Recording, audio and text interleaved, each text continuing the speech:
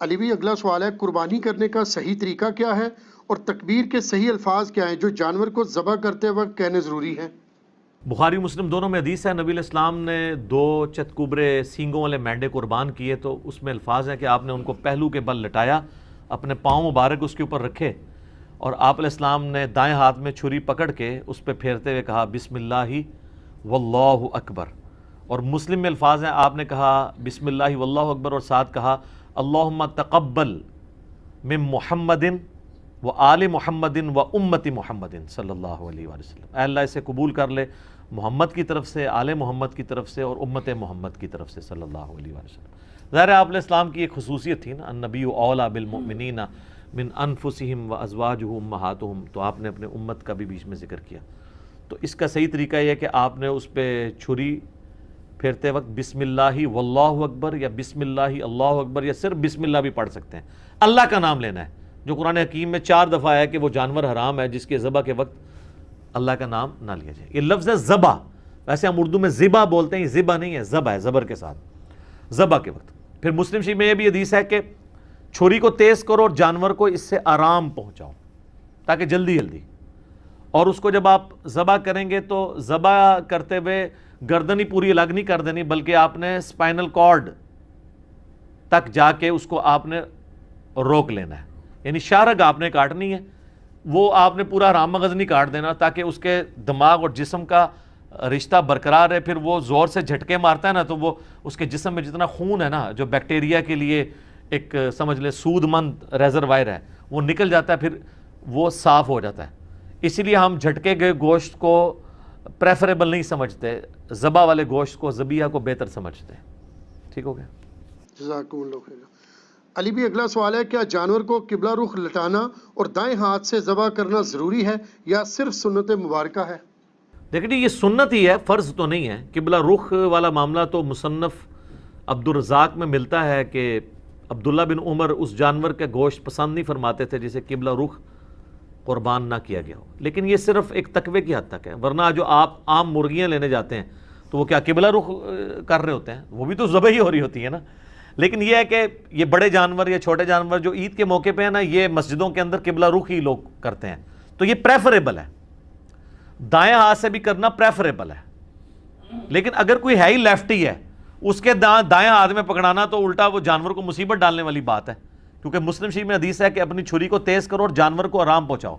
جانور کو آرام ایک لیفٹی اس وقت پہنچا سکتا ہے جب وہ بائیں ہاتھ سے اس کو کرے، کیونکہ طاقت اس کی اس میں ہے، تو وہ اس کا بائیں ہی بیسیکلی دایاں ہے۔ دایاں اس اعتبار سے بھی کہا جاتا ہے پاورفل، ٹھیک ہے، جس طرح بخاری مسلم میں حدیث ہے نبی علیہ السلام فرمایا اللہ کے دونوں ہاتھ دائیں ہیں، تو دونوں ہاتھوں نہیں دائیں ہو سکتے جیسا کہ اس کی شان کے لائق ہے، تو پاورفل، تو وہ لیفٹی کا وہی ہے۔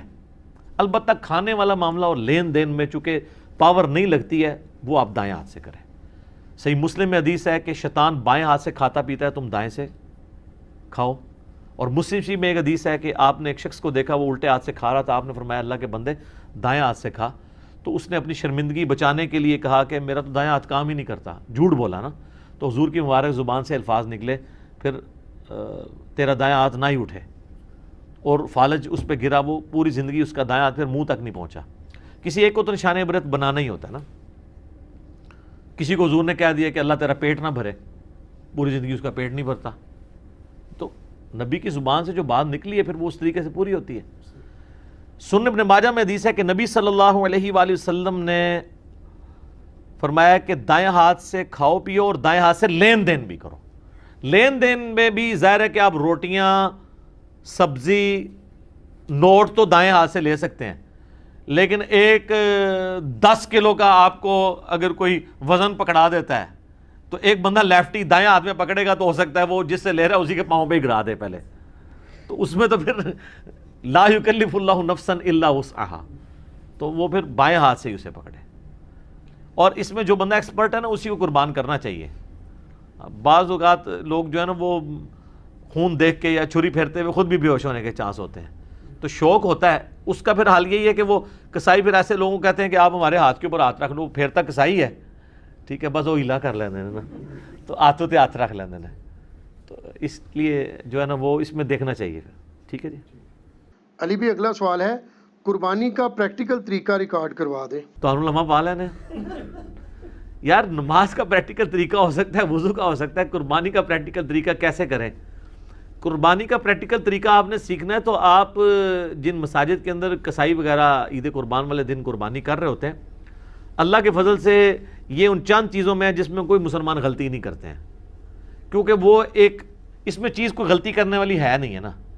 جتنے کسائی ہیں وہ سالہ سال سے کر رہے ہیں, ان کو یہ پتہ ہے کہ ہم نے اس کو قبلہ رخ گرانا ہے. وہ گرانے کے بعد خود بخود گردن قبلہ رخ کرتے ہیں اس کی, پھر وہ دائیں ہاتھ میں چھری پکڑتے ہیں اور بلند آواز سے بسم اللہ اللہ اکبر, کیونکہ وہاں پہ سارے منشی کھڑے ہوتے ہیں, لوگ دیکھ رہے ہوتے ہیں. عام دنوں میں تو وہ اپنے کانوں تک پہنچاتے ہیں نا, اور یہ ضروری ہے اپنے کان کا سننا بھی. اور عید کے دن تو وہ اونچے اونچے وہ پڑھ رہے ہوتے ہیں. یہ 3 ہی کام آپ نے کرنے ہیں, ان میں سے فرض کام تو ایک ہی ہے کہ بسم اللہ اونچی آواز سے پڑھ کے بسم اللہ واللہ اکبر آپ نے چھری چلانی ہے. باقی اس کو قبلہ رخ رکھنا یا دائیں ہاتھ سے کرنا یہ مستحبات میں سے. تو یہی پریکٹیکل طریقہ ہے, اس میں کوئی ایسی چیز ہے نہیں ہے نا. ہاں باقی آپ یہ مجھے کہ جانور گرانے کا پریکٹیکل طریقہ کوئی آپ کو بتایا جائے, سر یوٹیوب کے اوپر کافی سارے طریقے ہیں کہ وہ بڑے بڑے آسان طریقوں سے لوگ گرا لیتے ہیں. جناب 1 منٹ کے اندر 40 اونٹ نہر کر دیے, کئی اتنے مار قسم کے کسائی ہیں. تو وہ آپ وہ دیکھیں, جو اناڑی کسائی ہیں, جو موسمی کسائی ہیں, ان سے تو ایک بیل نہیں گر رہا ہوتا.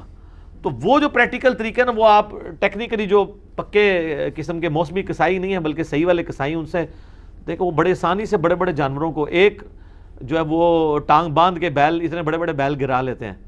اور اتنے بڑے بڑے اونٹ کو تو آپ کو صرف 1 پاؤں آپ اس کا باندھ لیں تو سفیشینٹ ہے.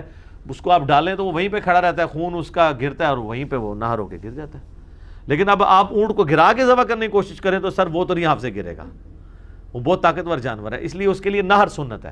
اور بخاری مسلم میں حدیث ہے کہ نہر کرنا سنت ہے. عبداللہ بن عمر اس چیز کو ناپسند کرتے تھے کہ کوئی شخص اونٹ کو گرا کے ذبح کرے, کہتے تھے خلاف سنت ہے.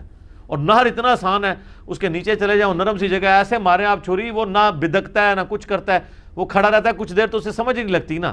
اسی دوران اس کا اتنا خون گر جاتا ہے کہ بلڈ پریشر اس کا لاس ہو جاتا ہے اور وہ وہیں پہ گر جاتا ہے ایسے کر کے. لیکن اگر آپ اس کو گرانے کی کوشش کریں تو وہ تو جناب آپ کے ساتھ وہ کچھ کرے گا. تو اس کو آپ نے نہر کرنا ہے. فَصَلِّ لِرَبِّكَ وَانْحَرْ, اپنے رب کا نام لے کر نماز پڑھو اور نہر کرو. صحیح.